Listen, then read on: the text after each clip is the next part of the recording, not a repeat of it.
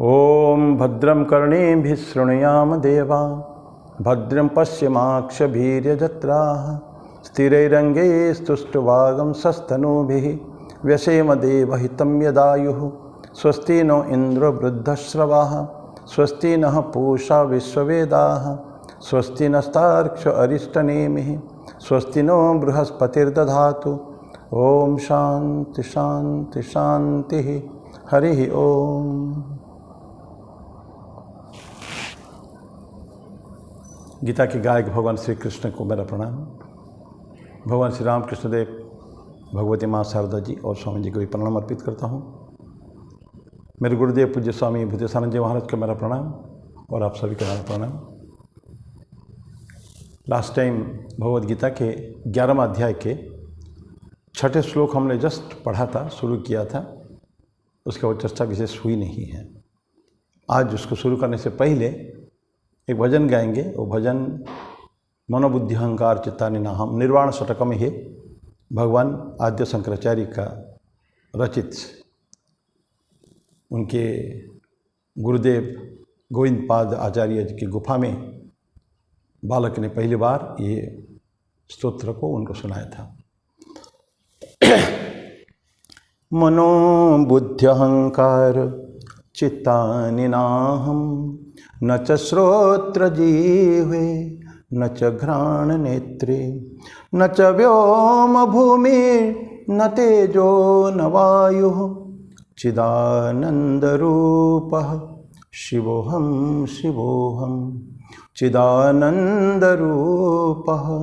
शिवोऽहं शिवोऽहं न च प्राणसंज्ञो न वै पञ्चवायुः न वा सप्तधातुर्न वा पञ्चकोशः न वाक्पाणिपादं न चोपस्थपायुः चिदानन्दरूपः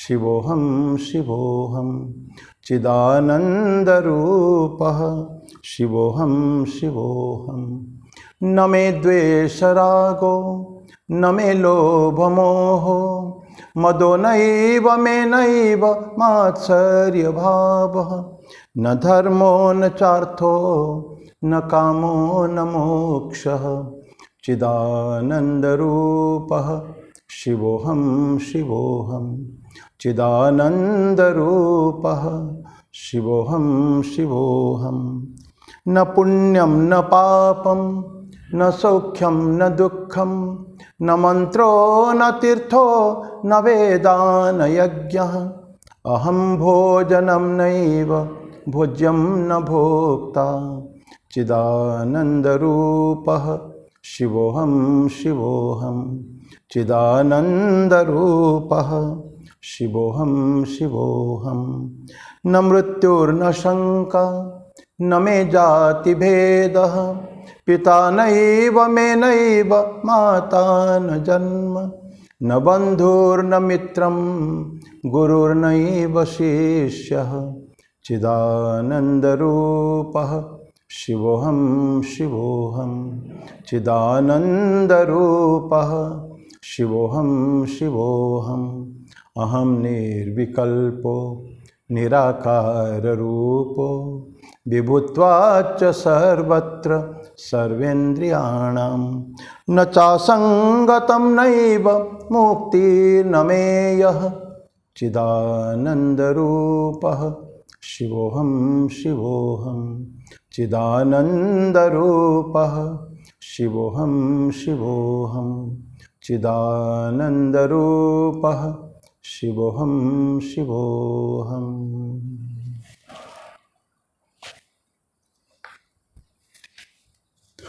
8 साल की उम्र में बालक शंकर ने ये भजन, ये स्तोत्र सुनाया था गुरुदेव को। बहुत अद्वैत वेदांत की बहुत सुंदर कृति है ये। अपने आप को याद दिलाना है, चिदानंद रूप शिवोऽहं शिवोऽहं। मैं भोजन नहीं हूँ, मैं माता नहीं हूँ, पिता नहीं हूँ, पुत्र नहीं हूँ, ना जाति हो, ना शंका, ना विभिन्न प्रकार के सारे नेति नेति ठाकुर बोलते थे। विज्ञानी जो है, ज्ञानी नेति नेति करके अंतिम में जहाँ पहुँचता है वही ब्रह्म है, जिसको यहाँ चिदानंद रूप शिवोऽहं, सच्चित आनंद स्वरूप में हूँ। मैं शिव हूँ, मैं शिव हूँ। इस तरह की बारंबार 6 स्टैंजा उसमें है। स्वामी जी ने उसको कम किया था ट्रांसलेट, रनिंग ट्रांसलेशन 6 स्टैंजासन वेदांत करके। तो आज हम भगवद गीता में एंटर करते हैं। 5 श्लोक तो पढ़ चुके हैं। 6ठा श्लोक में भगवान कृष्ण कहते हैं, पश्चादित्यानि वसून रुद्रान अश्विनो मरुतस्तथा बहुन्य दृष्ट पूर्वाणि पश्चाश्चर्याणि भारत। बोले कि पश्य, देखो, किसको देखो? आदित्यान वसुन रुद्रान और अश्विनो। ये जो बता दिया, चारों बता दिया। क्या बताया उसको? आदित्यों को देखो, वसुओं को देखो, रुद्रों को देखो, अश्विनियों को देखो, ये 4 को, और मरुतस्तथा, मरुत। बहुनी अदृष्ट पूर्वाणी, इसके अलावा बहुत सारे ऐसी बातें हैं जो तुमने कभी देखा नहीं हो। अदृष्ट पूर्वाणी पश्य आश्चर्याणि भारत, आश्चर्य भी देखो। पहले मैं बता दूं, ये जो आदित्य, वसु और रुद्र को बताया है और अश्विन, ये मिलकर, ये चारों जो आइटम मिलकर 33 प्रकार के देवता होते हैं, जिसको हमारे हिंदू धर्म में 33 कोटि देवता एक्चुअली है। उसको बाय मिस्टेक हम लोग 33 करोड़ बोलते हैं। कोटि को कोई लैंग्वेज में कोटि और करोड़ एक ही सिमिलर मीनिंग माना जाता है। 5 कोटि और 5 करोड़ एक ही मानते हैं।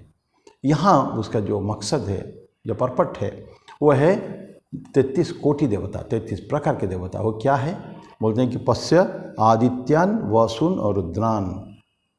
आदित्य को देखो, वसु, 8 वसु होते हैं, 12 आदित्य होते हैं, 8 वसु होते हैं और 11 रुद्र होते हैं। कितना हो गया? 12 + 8 + 11 31 हो गए, और 2 अश्विनी कुमार जो होते हैं। तो इस तरह की टोटल 33 कोटि देवता।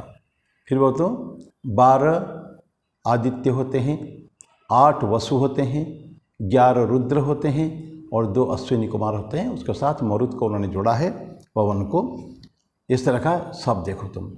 मैंने द होल एंटायर गॉड्स का जितने प्रकार है वो तुम देखो, इसी के अंदर सब कुछ भगवान कृष्ण बोल दिए हैं पहले। देखो, पश्य, देख लो तुम। आगे उनको दिव्य चक्षु देंगे, लेकिन ये सब बताने के लिए बता रहे हैं कि सारे के साथ तुम देखो। मन ही ओपन हिमसेल्फ, आप पहले बता दिया ना, सब देखने के लिए तुम दूंगा मैं।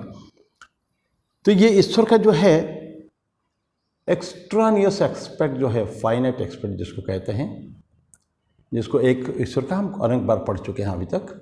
एक उनका अनमैनिफेस्ट फॉर्म है, अव्यक्त रूप, और एक मैनिफेस्ट फॉर्म में व्यक्त रूप। व्यक्त जो बाहर को दिखता है, हम उसको, वो व्यक्त है। जो नहीं दिखता है, अव्यक्त है। एंड अव्यक्त जो है, इट इज इमेंसली, बहुत बड़ा है वो। व्यक्त रूप के कंपैरिजन में अनंत गुणा बड़ा है। तो बाहर जो हम देख रहे हैं, उनका जो दृश्य रूप जो देख रहे हैं, सारे जगत प्रपंच जो कुछ हम देख रहे हैं, ये सब उनके व्यक्ति रूप मात्र है। और ये है फाइनाइट, इन्फिनिट के कंपैरिजन में, अव्यक्त की तुलना में ये छोटा है। लेकिन ये छोटा भी हमको छोटा ही नहीं लगेगा। जो इंक्वायरी करने को चाहेगा, उसके ऊपर और स्टडी करना चाहेगा, उसके लिए अनंत, this finite it's expands immensely. इतनी ज़्यादा उसका संप्रसारण होता है, ये फाइनाइट का भी, जो हम व्यक्त रूप भी कहते हैं, इतना ज़्यादा होता है कि ये, इसको भी हम लोग समझ पाना इट इज़ वेरी डिफ़िकल्ट। तो लेकिन जो चाहेगा, जो इंक्वायरी करना चाहेगा, वो कर सकता है, कभी भी चाहे तो कर सकता है। बहुत बड़े से बड़े चीज़ हैं दृश्यमान जगत में। क्या है? जो पूरा यूनिवर्स हमको दिख रहा है। कहते हैं कि जो यूनिवर्स है विराट, जो उसमें भी एक विजिबल पार्ट है, साइंस कहता है। ये गॉड नहीं कह रहे हैं, ईश्वर के लिए सब कुछ मैनिफेस्ट है और ज़्यादातर अनमैनिफेस्ट है। तो उसमें जो stupendous the system, solar system, stellar system, जो भी कहेंगे, वो कहते हैं कि billions and billions of light years का डायमीटर है जो विजिबल यूनिवर्स। और जो invisible, nobody knows how much it expands. I mean, कल्पना नहीं कर सकते हम लोग उसको कि कितना बड़ा हो सकता है ये जगत प्रपंच जो है, कितना हो सकता है। तो ये बोलते हैं कि जो स्टुपेंडसनेस, वो जो सोलर सिस्टम वगैरह, सोलर सिस्टम तो बहुत छोटा है, is like a speck of dust in the whole universe, तो कुछ भी नहीं है। तो वहाँ से लेकर बड़े बड़े हमारा खाली गैलेक्सी जो है, मिल्की वे गैलेक्सी, ये 1 लाख उसका लाइट ईयर्स उसका डायमीटर, लंबाई में 1,00,000 लाइट ईयर्स कंपेयर कर सकते हैं। और ऐसा कोई गैलेक्सी के बीच में millions and millions of light years की डिस्टेंस है, और बिलियंस ऑफ लाइट ईयर्स के, लाइट ईयर तो प्रकाश वर्ष, प्रकाश एक वर्ष में जितना किलोमीटर जाता है, जो डिस्टेंस जाता है, बहुत भयंकर एस्ट्रोनॉमिकल फिगर है, उसको तो क्या पता है उसको। तो ऐसा वो चाहे हो, या तो छोटे छोटे अणु परमाणु जो है वहाँ तक भी अगर निकल आए, अणु परमाणु से भी और नीचे भी जा रहे हैं हम लोग। एक समय एटम था, न्यूक्लियर से एटम, ये सब हुआ, वो सब कितना नीचे फाइन पार्टिकल्स के अंदर हम लोग आ चुके हैं। तो जहाँ तक बता भगवान कृष्ण बोलते हैं जितने भी है ये सब जो है ये हमारा सारे हमारा ही रूप है। और यही इतना सब अगर मिला लें तो हम देखेंगे कि कितना इंसान समझ नहीं पा रहा है। हम आश्चर्य से चकित होकर रह जाएंगे। मतलब देखिए, आप पश्चाश्चर्याणि भारतम, आश्चर्य हम समझ भी नहीं, मैंने समझ में आता ही नहीं है। माइंड बॉगलिंग जिसको कहते हैं इंग्लिश में, माइंड बॉगलिंग, मन को बिल्कुल भ्रमित कर देने वाला है। हम समझ नहीं पाएंगे क्या what exactly we are trying to study.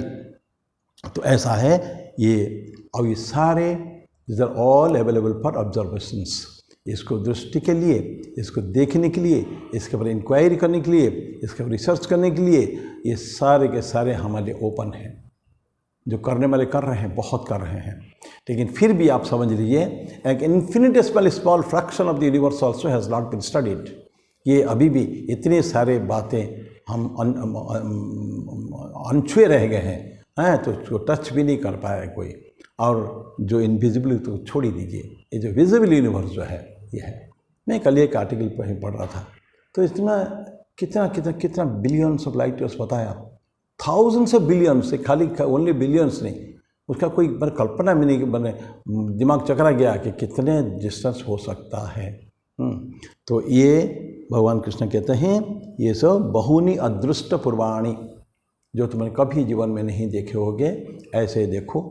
और पश्य आश्चर्याणि भारत, आश्चर्य, ये सब आश्चर्य है, छोटे छोटे बातें हैं, बहुत बड़े से लेके बहुत छोटे तक। उसका जो नाम, उसका जो व्याप्ति है, अनंत तक व्याप्ति है, सो छोटे छोटे से लेके बड़े से बड़े तक। ये सब भगवान कृष्ण कहते हैं, उसको तुम अभी देखो। और विशेषकर ध्यान रखें, अभी जैसे हम 33 कोटि देवता की बात की है, इसको हम लोग याद रखें कि हम लोग 33 करोड़ बोलते हैं, 33 करोड़ नहीं है। इसको फिर आप देखेंगे वसु में कौन कौन है, रुद्र में कौन कौन है, और आदित्य में कौन कौन है, ये सब टोटल मिलके 33 कोटि देवता। ये हमारी याद रखने की बातें हैं कि 33 करोड़ नहीं है, 33 कोटि देवता है। This was worse number 6। फिर भगवान कृष्ण 7वें में बोलते हैं, यही कस्थम जगत कृत्स्नम पश्चाद्य सचराचरम मम देहे गुणाकेश यच्चान्य द्रष्टुम इच्छसि। यह एकस्थम जगत कृत्स्नम पश्य अद्य, पश्य अद्य, आज तुम देखो। भगवान कृष्ण बोलते हैं, एक के बाद एक बोलते हैं, ये इसको देखो, ये भी देखो, ये भी देखो। क्या देखो बोल रहे हैं अभी 7वां श्लोक में, यह एकस्थम जगत कृत्स्नम, एक में यहाँ इन माई बॉडी, यह शरीर में जो भी तुम देखोगे अभी, जगत कृत्स्नम, कृत्स्नम मतलब पूरा, कंप्लीट, द होल यूनिवर्स तुम देखोगे, जगत, सारे जगत तुम देखोगे अभी। जगत कृत्स्नम पश्चाद्य सचराचरम, अब देखो अभी सचराचरम, चलने वाले अचर, चर और अचर। चर मतलब जो चलते हैं, अचर मतलब जो अचल है, जो चल नहीं पा रहे हैं, जो स्टेशनरी जिसको कहते हैं, पहाड़ पर्वत पेड़ लता ये सब जो होता है ना, ये सब कहते हैं ये सब स्टेशनरी है, इस पर चलने वाले नहीं है। तो पश्चाद्य सचराचरम कहाँ देखोगे, मम देहे, मेरे शरीर में तुम देखो। आप कल्पना करिए कि इतनी बड़ा ईश्वर के शरीर में कैसे हो सकता है। मम देहे गुड़ा कैसे, गुड़ा कैसे जो निद्रा को जय कर लिया उसको गुड़ा कैसे कहते हैं, अर्जुन को वो एपिथेट उसके लिए यूज हुआ है। मम देहे गुड़ा कैसे यच्च अन्यत् द्रष्टुमिच्छसि, और भी च लगा देते हैं, यच्च अन्यत, जो कुछ तुम देखे चाहोगे, द्रष्टुमिच्छसि, तुम जो देखना चाहे देखो।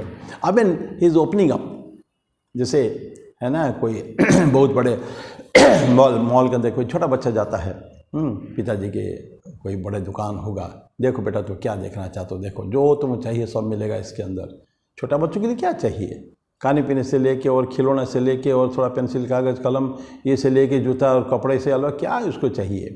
वो चाहे तो जितना एक्सेप्ट करेगा छोटा बच्चा ना, बहुत छोटा सा अंश होगा बहुत बड़ा ह्यूज मॉल से जो उनका पिताजी का है, या किसी दुकान में पिताजी का हो, किसी का भी हो, तो वो जहाँ आया है उसकी आवश्यकता इतनी छोटी सी है, इतनी छोटी सी, जिसको कल्पना भी नहीं कर सकता हम लोग, और जो उपलब्ध जो है बहुत बड़ा है।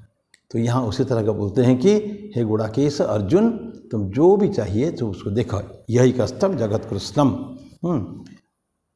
तो ये क्या है ना, जगत जो plan and purpose of the universe, जो सृष्टि अभी हुई है, पहले तो सृष्टि कुछ थी नहीं, हम जानते हैं।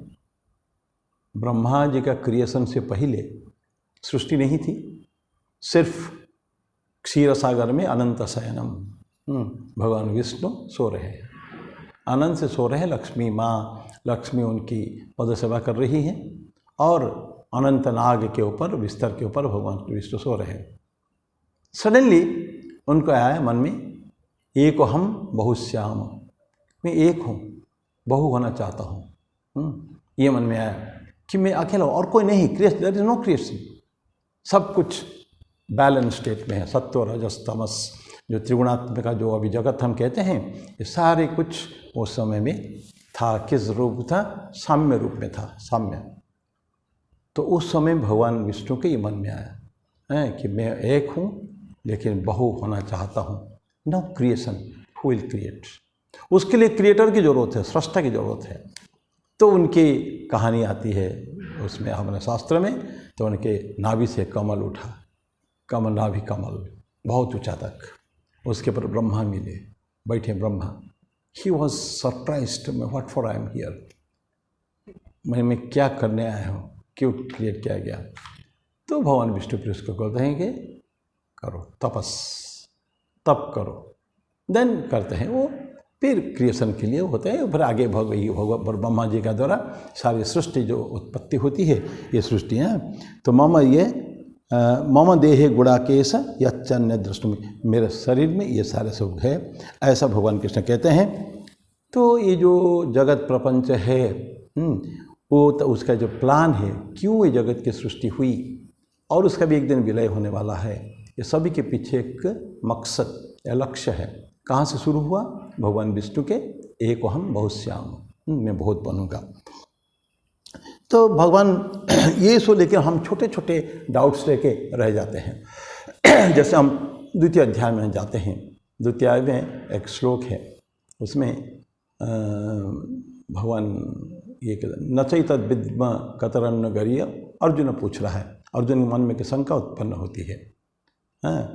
तो देखिए इस नचई तद विद्म में के जान नहीं पा रहा हूँ, कतरन्न गरिय यद्वा जयेम यदि वा नो जयेयु, या नहीं वह हत्या न विविध, आगे सेकेंड लाइन अलग है। तो बोलते हैं अर्जुन मन में प्रश्न है, ये जो युद्ध होने वाला है, इसमें कौरव हमको हराएंगे कि हम कौरव को हराएंगे? क्या कौन किसको हराएगा? ये मन में प्रश्न है। और ये प्रश्न छोटा सा है, उसमें तत्कालिक जो परिवेश था, उस अवस्था थी, उसको ध्यान में रखते हुए ये भगवान कृष्ण ने ये देखा कि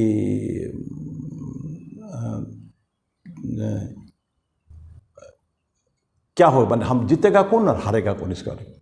अब उसका जो है हम देख रहे हैं कि उसका अगर यहाँ इस परिप्रेक्ष्य में लाते हैं तो हम देखेंगे कि सारे कुछ क्लियर, स्टैंड क्लियर है उस समय, क्योंकि वो छोटा सा प्रश्न था। लेकिन जो सृष्टि हुई थी, ये जो युद्ध की परिकल्पना, ये सारे कैसे हुआ? वो इसीलिए हुआ है कि अर्जुन जाने कि उसका प्रश्न, ये युद्ध, ये मात्र क्षणिक बात है केवल। युद्ध का होने का भी कारण होता था। तो अभी यहाँ आके उसका आंसर अगर हम ढूंढने चाहें कि कस्मस जो सृष्टि जो हुई है, प्लान जो है, उसका पर्पस है, ये सिर्फ अपने आप दिखा देता है कि सृष्टि क्यों हुई, कौन जीतेगा कौन हारेगा, इसका कोई प्रश्न नहीं उठता है उसके लिए। तो ये इंक्वायरर केवल जो है, तो देखने वाला जो है, जो जानना चाहता है, वो जानेगा कि एक्चुअली क्या हो रहा है और मैं यहाँ क्यों हूँ और क्या मैं जानना चाहता हूँ। और फाइनली वो भी वही कंक्लूजन में पहुँचेगा जो भगवान कृष्ण चाहते हैं कि सृष्टि बहुत बड़ी होती है, हमारी जो छोटी छोटी घटनाएं जो होती है।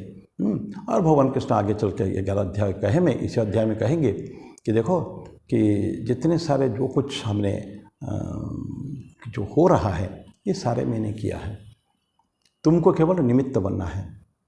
मैंने ये सारे लोगों को मार चुका हूँ, मयेव निहता, ये सब मेरे से मारे। ये जितना भीष्म द्रोण कर्ण सब बोले कि मैंने मार चुका हूँ उनको, मैंने आई हैव कंप्लीटेड। लेकिन तुमको निमित्त लोग कहेंगे अर्जुन ने मारा है, कृष्ण ने नहीं मारा है। ये बात भगवान कृष्ण चाहते हैं। तो बहुत बड़ा इश्यू के अंदर एक छोटा इश्यू रख के वो जानना चाहते हैं कि जो होना है, जो ईश्वर की जो इच्छा है, जो जिसके लिए सृष्टि का पर्पस जो है, वो पर्पस को फुलफिल करने का है। तो ये होता है कि तो फिर अब ये प्रश्न आता है कि क्या अगले अब जो पढ़ेंगे हम लोग अगला श्लोक में, 8वां श्लोक में, कि क्या ये चर्मचक्षु जिसमें देखना है, बार बार भगवान कृष्ण बोलते हैं पश्य में रूपाणी रूपाणी, तो देखो देखो देखो जो इसको बोलते हैं, तो क्या कितना देखना है, क्या करना है, वो किस आंखों से देखना है, इसके बारे में थोड़ी सी भगवान कृष्ण उनको बताएंगे। अब भगवान कृष्ण 8वें श्लोक में बोलते हैं, उसके बाद संजय उवाच रहेगा। ये सब बोलने के बाद तुम देखो, क्या क्या देखो, ये सब भगवान कृष्ण बोल चुके हैं। लेकिन फाइनली बोलते हैं, न तुमाम शक्य से द्रष्टुम अनेनैव स्वचक्षुषा दिव्यम ददामि ते चक्षुः पश्य मे योगम ऐश्वर्यम। बोलते हैं कि न तुमाम शक्य से द्रष्टुम, तुम मुझको नहीं देख पाओगे। किससे नहीं देख पाओगे? अनेन एव स्वचक्षुषा, इस जो ये जो तुम्हारा अपनी आँखें हैं, उससे तुम मुझको देख नहीं पाओगे। स्वचक्षुषा, तो फिर क्या होगा? तुम जो अगर अपने चक्षु से, चर्म चक्षु से नहीं देख पाओगे, तो आई विल गिव यू दिव्यम ददामि ते चक्षुः पश्य मे योगम ऐश्वर्यम। मैं तुमको दिव्य चक्षु देता हूँ, तुम उसमें देखो। पश्य मे योगम ऐश्वर्यम, मेरे योग को, मेरे जो विशालता जो है, मेरे जो विभूति जो इतना है, जो कुछ देखना चाहते हो तुम उसी में देख पाओगे, जब मैं तुमको दिव्य चक्षु दे रहा हूँ। ददामि दिव्यम ददामि ते चक्षु, मैं तुमको दिव्य चक्षु देता हूँ। दिव्य चक्षु पहले हम देखे हैं, युद्ध का जो शुरुआत होने से पहले ही महर्षि व्यास ने किसको दिया है? संजय को दिव्य चक्षु। और व्यास होता कि महान महर्षि हो चुके हैं ना, तो उनका भी ऐसा ही पावर था, और सभी पावर तो ईश्वर का ही है वैसे। तो उन्होंने भी आके धृतराष्ट्र को पूछा था, तुम क्या देखना चाहोगे ये युद्ध? देखना चाहोगे तो मैं तुमको दिव्य चक्षु दे सकता हूँ, तुम उसको देख सकते हो कैसे युद्ध होता है। तो धृतराष्ट्र को, तो धृतराष्ट्र बोलता है कि मैं तो ऐसे ही अंधा हूँ, तो चक्षु लेके भी क्या करूँगा? तो ये दिव्य चक्षु तुम मेरे मित्र एवं मेरे सारथी संजय को दे दीजिए, वही मेरे को सारे देखकर मुझे के सुनाएगा। और वेरी ऑनेस्टली, अत्यंत ईमानदारी से, अत्यंत निष्ठा समर्पण के साथ सारी की सारी घटनाएं संजय ने उनको बताया। वही दिव्य चक्षु आज भगवान श्री कृष्ण अर्जुन को देना चाहते हैं। तो इवोल्यूशन अभी थोड़ा सा हमारे जो इवोल्यूशन होता है, क्रम विकास इंसान के होता है, नॉट ओनली इंसान, जीवों में पहले तो आपका सृष्टि हो गई। सृष्टि में ध्यान रखिए, सबसे कौन वर्मा ने बताया? बहुत छोटे से छोटे जीव जो बनाया है, जिसको हम सिंगल सेल्ड अमीबा या कुछ ऐसा कहते हैं, ऐसे बनाया। देन धीरे धीरे छोटे छोटे और थोड़ा बड़े बड़े करके बनाया, स्लोली इवॉल्व्ड, इवोल्यूशन के साथ साथ। देन पेड़ पौधे भी बनाए, देन धीरे धीरे और बड़े बड़े जंतु जानवर बनाए, 2 पहिया वाला, 4 पाँव वाला, फिर 2 पाँव वाला, अंतिम में हम लोग ये जो होमो सैपियंस या ह्यूमन स्पीसीज ये आया कब? एकदम लास्ट में बनाया। And Brahma was happy. तो इवोल्यूशन कहाँ तक आया, कहाँ से शुरू हुआ? एकदम छोटे से छोटे कीड़े से लेकर एक सिंगल सेल, एक कोशीय जीव एमीबा, वहाँ से लेकर आज ह्यूमन बीइंग तक। तो ये स्कीम ऑफ थिंग्स, उसके यूनिवर्स में ये प्लान है, पर्पस है। तो जो इवोल्यूशन होता है लाइफ में, एक स्पेसिस या एक तरह का जीव जो है, ये दूसरों को धीरे धीरे क्रम विकास होता जाता है। क्या जो डेवलप होता है उसमें, तो माइंड भी बढ़ता है उसका, बॉडी माइंड होते होते होते होते फाइनली जो कल्मिनेशन है जो क्लाइमैक्स है वो आके होमो सैपियंस, ये हम लोग होमो इरेक्टस कहते हैं, बोल सैपियंस होमो इरेक्टस, होमो सैपियंस। तो ये अंतिम मनुष्य जो है, मानव, ये सब तो कितने सोच लीजिए एवोल्यूशन हो चुका होगा, जो कुछ नहीं था। एक सेल, एक कोष से लेके अब billions of cells and billions of neurons and न जाने इंसान की बॉडी में क्या क्या है। तो ब्रह्मा जी इंसान को बना के खुश हुए थे। क्यों खुश हुए थे? वो देख लिया कि ये जो प्राण जीव है ये हमको समझ सकता है। द क्रिएशन कैन अंडरस्टैंड और go to the extent of realising the creator. सृष्टि सृष्टा को समझ सकता है, ये बुद्धि उनको इतने अंदर है। तो इसलिए बोलते कि बॉडी में तो डेवलपमेंट हो गया ही होगा, हुआ ही है। Then the brain and the mind and everything, all the faculties, ये सारे के सारे हैं, ये उसमें बढ़ेगा ही जरा। और मनुष्य शरीर जैसा या मनुष्य ब्रेन जैसा, मनुष्य माइंड जैसा कोई भी चीज़ पहले से नहीं था इसका। और धीरे धीरे कि मनुष्य क्या है कि ज्ञान का है कि भंडार है, पता नहीं, नॉलेज, ज्ञान के मनुष्य धीरे धीरे डेवलप हुआ है। ओके, इतना प्रचंड उनके अंदर ज्ञान शक्ति है, ज्ञान से विज्ञान ये सब शक्ति है कि ये सब है। और इतना भी नहीं है, स्लोली क्या करता है, उसको बढ़ाते जाता है उसको। तो पहले आप सोचिए, जो हमारे पूर्वज जो थे, ऐसा कहा जाता है, डार्विन कहते हैं, जब अंदर थे उनका जो विकास था टू सर्टेन एक्सटेंट था, वही विकास होते होते है। यद्यपि साइंस ये कहता है कि डार्विनिज्म के साथ हम लोग अंदर के हैं, लेकिन साधु संतों का कहना है, स्वामी जी का कहना है, हम we are the sons and daughters of gods and sages, ऋषि और ईश्वर के संतान हम लोग हैं। मनु हमारे पूर्वज है, मनुष्य हम लोग मनुष्य बने हैं, मानव बने हैं, मनोज हैं। तो ऐसा है, लेकिन धीरे धीरे इंसान उसको बढ़ाता है। ये जो ज्ञान उसके अंदर है, कैसे हुआ है, धीरे से कम लेवल से लेके धीरे धीरे उसको मार्वेलसली उसको बढ़ाया है, नॉलेज में बढ़ाया है। और नेचर को, प्रकृति में भी है करस्पॉन्डिंगली है। तो धीरे धीरे मास्टरी सारे नेचर के ऊपर, जो एक समय में दासत्व, प्रकृति के दास प्राणी एक था, लेकिन अभी वो दास नहीं है। अभी इंसान क्या चाहता है, मास्टरी, उसके ऊपर सब कुछ उसके अंडर में आ जाए, सब कुछ कंट्रोल में। यद्यपि नहीं हो रहा है, नेचर को फुल्ली कंट्रोल करना इट इज़ असंभव है। क्यों? हम फिर देखते हैं ना, वो जो हमारे अंदर त्रास कष्ट जो होता है, त्रिताप, त्रिताप क्या है, आधि भौतिक, आधि दैविक और आध्यात्मिक, 3 प्रकार ताप जो आता है। आधि बहुत दैविक होता है, दैव योग से, और आदि भौतिक, भूतों के कारण और नेचर के कारण, और एक आध्यात्मिक, आंतरिकता। इसके ऊपर हम कंट्रोल तो कर सकते हैं, लेकिन आदि भौतिक, आदि दैविक से वेरी डिफिकल्ट इसको कंट्रोल करने का है। आज प्रकृति इतना बड़ा जो सुनामी होता है और झंझावात होते हैं, तूफान होते हैं, सुपर साइक्लोन्स होते हैं, भूकंप, ये सब कैसे आता है? Who can control it? Nobody, there is nothing. ये पहले हमको पता जरूर चल सकता है सिस्मोमीटर से कि ये भूकंप होने वाला है या ये तूफान आ रहा है इतना तेज गति से, बट उसके ऊपर कंट्रोल नहीं। तो भी इंसान प्रकृति के ऊपर बहुत कुछ कंट्रोल करने को कोशिश कर रहा है।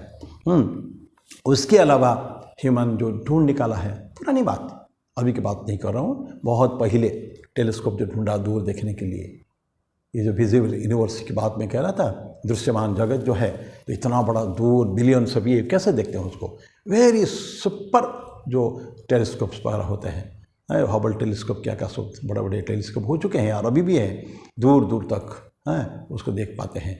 टेलीस्कोप हुआ, स्टेथोस्कोप हुआ, माइक्रोस्कोप हुआ, उसमें कुछ था ही नहीं। छोटे छोटे जीवाणु को लेबोरेटरी में हम लोग देखते हैं, बहुत प्रोजेक्टेड फॉर्म पे देखते हैं। तो ये सब हुआ है, ये सारे कुछ हुआ है। और ये इंसान के ही है, वह है उसके कला कुशलता के बारे में, उनका पढ़ाई के बारे में है, लेकिन फिर भी प्रकृति के ऊपर अभी भी उसका कंट्रोल फिर भी नहीं हो पाया है। थोड़ा मिनिमाइज ज़रूर किया है उन्होंने, लेकिन पूर्ण रूप है ना उसको नहीं कर पा रहा है। और जो शांति प्रतिष्ठा जो था उनकी माइंड में जो था, तो उसको इंसान का भी मिजरी कष्ट होता है ना।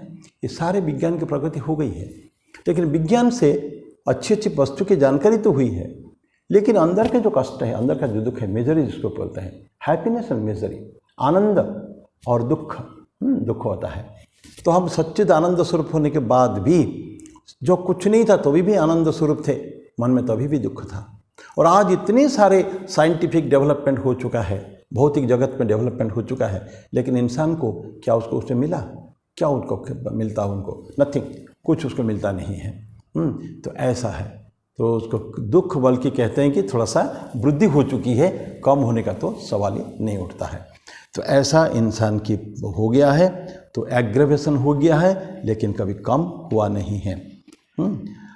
और नॉलेज उन्होंने काफ़ी बढ़ाया है। आर्मामेंट्स क्या होता है, जो साइंस के साथ साथ हम देख रहे हैं, ये कष्ट होता है क्यों, दुख क्यों होता है कि जो डिवास्टेटिंग जो वेपन्स वगैरह भी बना रहे हैं धीरे धीरे, पहले नहीं था। बुद्धि का विकास हो रहा है, बुद्धि बहुत ज़बरदस्त तीक्ष्ण बुद्धि है, लेकिन बुद्धि का जब तक हम हृदय के साथ उसका मैच ना करें तो दैट बुद्धि क्या होता है, it is use for destruction, devastation. ये हो रहा है। तो क्या हुआ, कष्ट कम हुआ है क्या? कष्ट तो कम नहीं हुआ, दुख कम नहीं हुआ। विज्ञान की प्रगति हुई, लेकिन दुख कभी भी कम नहीं हुआ है। तो ऐसे एक समय में, और दूसरी बात, जीवन और मृत्यु का जो हमारे एक मन में हमारे था, what is life, what is death, इसके पर जो हमारे इंक्वायरीज है, हमारे मन में जो प्रश्न, अनंत जो प्रश्न, अनवरत शाश्वत प्रश्न उठते हैं, उन्नचिकेता के उसमें लाइफ एंड डेथ के बारे में वहाँ कठोपनिषद में हजारों साल पहले यमराज को नचिकेता ने पूछा था। और उपनिषद में विभिन्न स्थान पर हमको मिलेगा जो व्यक्ति जो है इन्क्वायरर, जो साधक जो है या जो साधना करता है, उसको जानना चाहता है मृत्यु का रहस्य क्या है, इसके बाद जीवन के बाद क्या है। तो ये जो लाइफ एंड डेथ का जो प्रश्न है, उसको भी इंसान ने कभी भी सॉल्व नहीं कर पाया है कभी भी, बल्कि उसको और कॉम्प्लिकेटेड हो गया है ये विज्ञान के प्रगति के साथ साथ। यहाँ कहते हैं कि योग का योग यहाँ उसकी प्रवेश होता है, योग का प्रवेश, तो वो जीवन की एक फुलफिलमेंट देता है, एक परिपूर्णता उसमें आता है योग के द्वारा, क्योंकि इसमें विभिन्न स्टेप्स है, योग एक विभिन्न स्टेप्स है। तो जो कुछ चाहिए हमको उसमें हमको डेवलप होता है।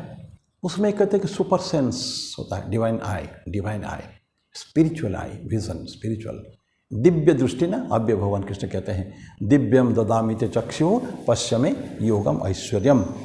मैं दिव्य चक्षु देता हूँ, ऐसा दिव्य दृष्टि ऑटोमेटिकली डेवलप होता है। वो कैसे भी होता है, ये कोई फ्रिक या कोई वो नहीं है, एक्सीडेंट नहीं है, ये पर्पसली धीरे धीरे प्लान्ड वे में जो आदमी साधना करता है, स्लोली अपना साधना के पथ में जो अग्रसर होता है, जो महान बड़े बड़े साधक हो चुके हैं, वो लोग ऐसे ही डेवलप करते हैं, पूरे अपने मन के ऊपर, अपना बुद्धि का complete control on themselves fully, ताकि उसके बाहर से कभी भी वो न चला जाए। तो ये सर्टेनिटी के साथ वो बिल्कुल प्रिसिशन, पक्का यही हमको चाहिए, माने एक तीक्ष्ण बुद्धि के द्वारा परफेक्ट जो मैं चाहता हूँ वही पहुँचूंगा।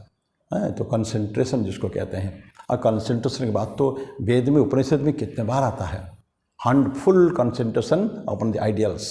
जीवन के जो आदर्श है, आदर्श के ऊपर हमारा लक्ष्य पूर्ण रूपेण रहना चाहिए। ऐसा भगवान कृष्ण हमको विभिन्न जगह में आता है, भगवद गीता में आता है।